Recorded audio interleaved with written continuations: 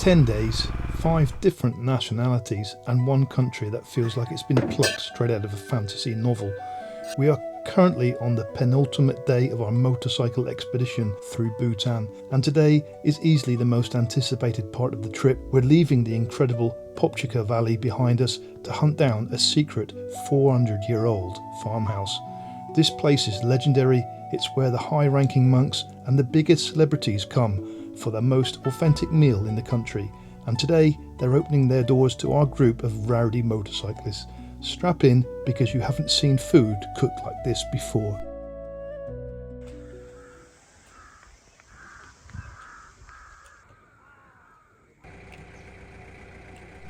Leaving the Kichichu resort in Phobjikha Valley, I can't help but feel a sense of familiarity.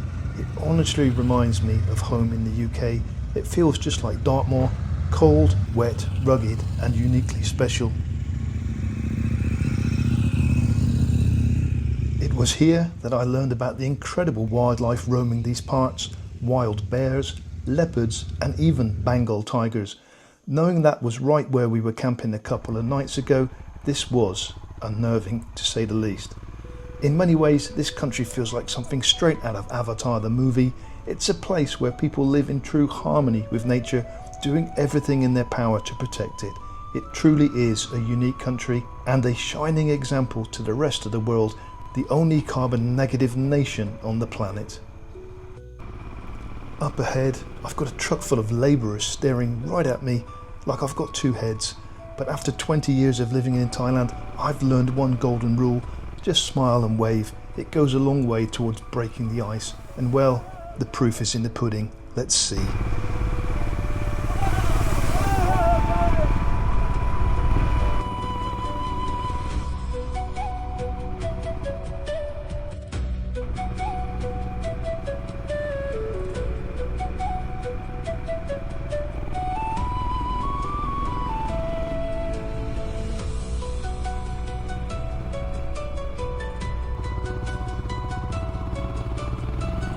Our route today takes us up towards Thimphu, the capital, but we're taking the long way around, winding through some truly remote forest and woodlands. It's worth noting that Bhutan is currently 70% forest, and by the government law, that coverage cannot be dropped below 60%. It's a testament to how seriously this nation protects its nature. We are now 9 days into this Bhutan motorcycle tour, and it's been a surreal experience. The roads, the terrain and even the weather are in a constant state of flux. Honestly, I think there are more cows on the road than there are cars. And these tracks, they're built like a giant scalextric set winding through the mountains. It's enough to keep this boy very happy.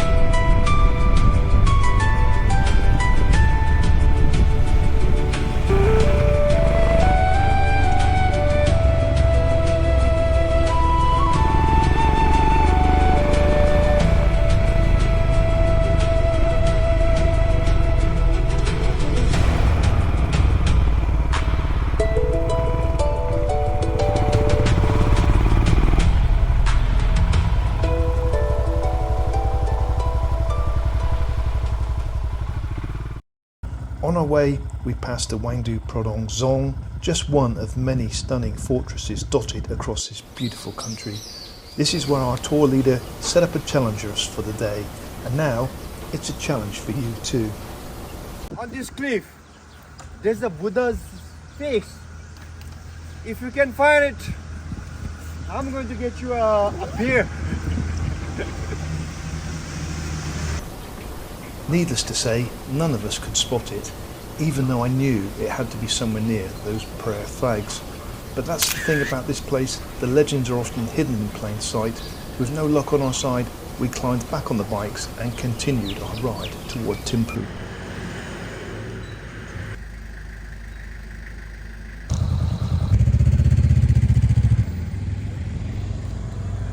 Just on the outskirts sits this famous farmhouse, a real old school homestay and restaurant.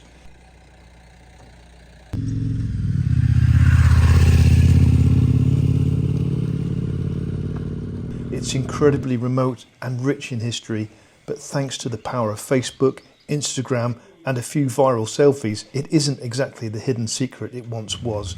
You can see why though. Once you taste the food and soak in the history, you'll understand exactly why it becomes such a legendary spot.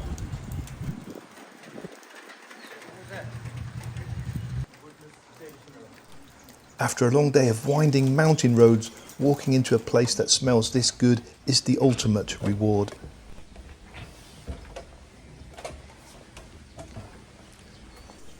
And here we are, Toep farmhouse.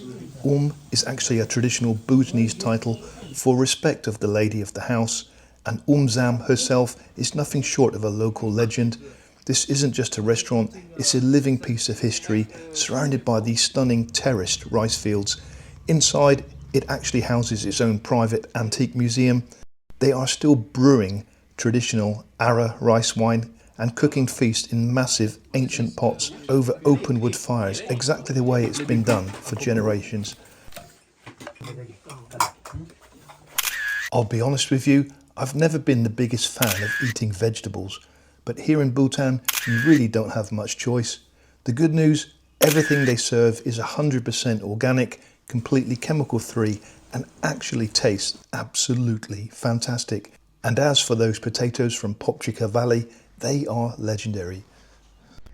With lunch cleared away, we headed out to the garden to try our hands at a bit of archery, the national sport of Bhutan. It's a tradition they are fiercely proud of here, and naturally they were more than happy to remind me, the lone Englishman in the group, that they once defeated the British Army using nothing more than bows and arrows. So we've just had a remarkable meal in this very old farmhouse. I'm a very fussy eater and I was really worried about coming to Bhutan and eating the food, and to be honest the food has not been a problem at all, which I find very surprising. It's been delicious, mostly vegetables, and this famous farmhouse has attracted VIPs and stars from around Bhutan, and it's in the middle of nowhere and the road is very difficult to get to. Actual distance is 145 meters.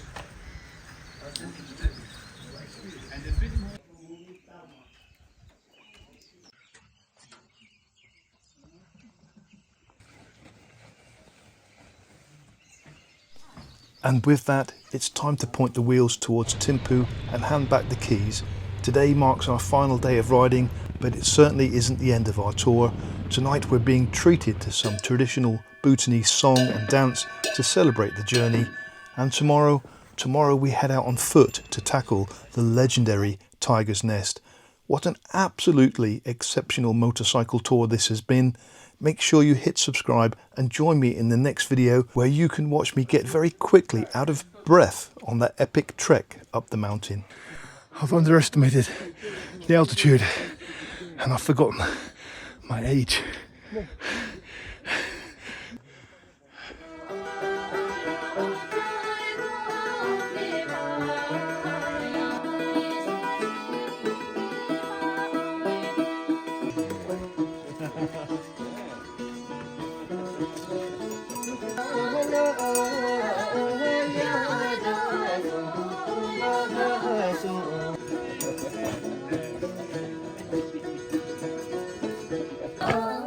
Shila soy lumbe to